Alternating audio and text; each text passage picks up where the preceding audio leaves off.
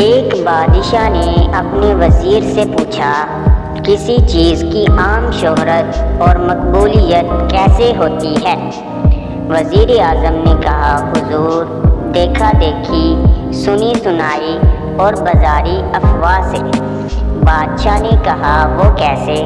وزیر اعظم نے کہا، حضور، انتظار کیجئے، جب وقت آئے گا تو میں آپ کو بتا دوں گا۔ وزیر اعظم نے اس بات کو ذہن میں رکھا اور کچھ دن بعد ایک موچی کے پاس گیا اور کہا، مجھے 2.5 ہاتھ کے جوتے چاہیے۔ چنانچہ موچی نے جوتے بنا دیے۔ وزیر اعظم نے تاکید کر دی، یہ راز کسی کو مت بتانا۔ وزیر اعظم ان جوتوں کو سورج طلوع ہونے سے پہلے مسجد کے باہر چھوڑ آیا۔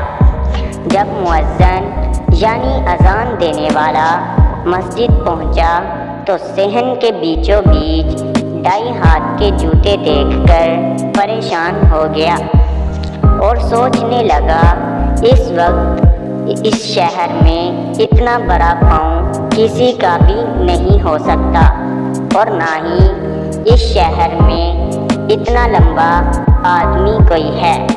یہ اتنے لمبے جوتے آخر کس کے ہو سکتے ہیں؟ ہو نہ ہو کسی جن ولی کے جوتے ہوں گے، نماز پڑھنے آئے ہوں گے اور بھول کر چلے گئے ہوں گے۔ یہی بات مؤذن کے ذہن میں بیٹھ گئی۔ اٹھا اور فرد عقیدت ان جوتوں کو سر پر رکھا، آنکھوں سے لگایا اور بڑے احترام سے اپنے رومال میں لپیٹ کر رکھ دیا۔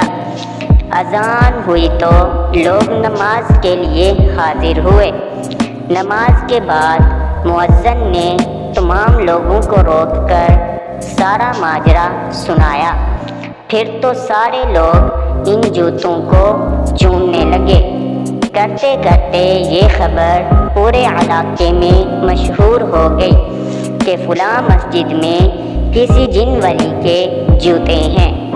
جوتوں کی زیارت کے لیے لوگ سیلاب کی شکل میں مسجد میں جمع ہو گئے۔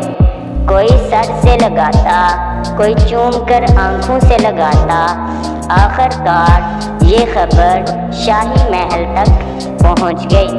بادشاہ نے وزیر اعظم سے کہا، سنا ہے کہ فلاں مسجد میں کسی جن ولی کے جوتے ہیں، چلو زیارت کر کے آتے ہیں۔ چنانچہ بادشاہ اپنے وزیر اور درباریوں کے ہمراہ میں جوتوں کی زیارت کے لیے پہنچ گیا۔ بادشاہ نے جوتوں کو خوب چوما چاٹا اور عقیدت کا اظہار کیا، اور اس کے بعد ریشمی کپڑوں میں لپیٹ کر شاہی محل میں لانے کا حکم صادر فرمایا۔ وزیر اعظم نے کہا، حضور، کچھ روز پہلے آپ نے ایک سوال کیا تھا، کسی چیز کی عام شہرت اور مقبولیت کیسے ہوتی ہے؟ تو سنیے حضور، ان جوتوں کی طرح۔ بادشاہ نے کہا، کیا مطلب؟ وزیر اعظم نے سارا ماجرا سنایا تو بادشاہ ہنس ہنس کر لوٹ پوٹ ہو گیا۔ میرے عزیز دوستو، جی ہاں، بعض چیزیں اور بعض شخصیتیں بازاری افواہ اور بے سروپا اخباری بیان کے ذریعے شہرت کے عام عروج تک پہنچ جاتی ہیں، حالانکہ معاملات اور حقیقت اس کے برعکس ہوتے ہیں۔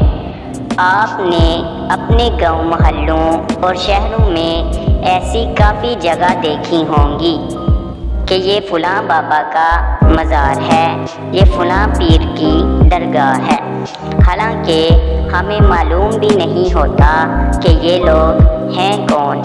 ایک بات یاد رکھیے، آج کل پاکستان میں پیری فقیری سب سے بڑا بزنس بن چکا ہے۔ میرے عزیز دوستو، اللہ کے ولی موجود تھے، موجود ہیں اور موجود رہیں گے، لیکن بعض فراڈیے اور نکمے لوگوں نے اسے ایک بزنس بنا لیا ہے۔